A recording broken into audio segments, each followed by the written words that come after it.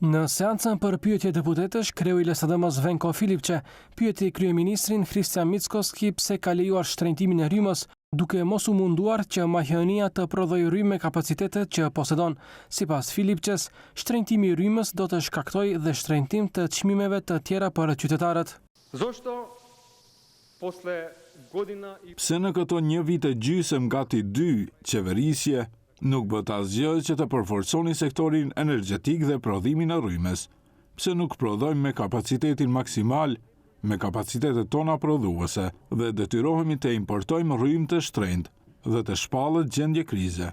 Ashtu siç unë nuk kuptoj nga operacionet, ashtu edhe ti asgjë nuk kupton nga energjetika. I u përgjigj Mickoski Filipçes duke akuzuar se po e manipulon opinionin se rryma do të shtrenjtohet për 5 deri në 10%, ndërsa shtrenjtimi u bë për 2.2%, tha Mickoski.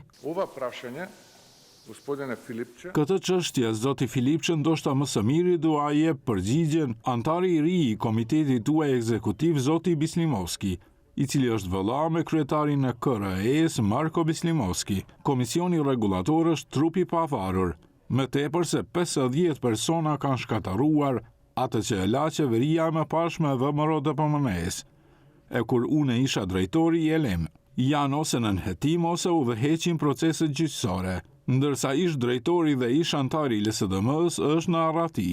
Ministra e Energjetikës Sanja Bozhenovska gjithashtu njoftoi se qeveria mbulon në 100% harxhimet për blerjen e rrymës, çmimi së cilës, siç tha, është mbi 100 euro, ndërsa e japin për 65 euro.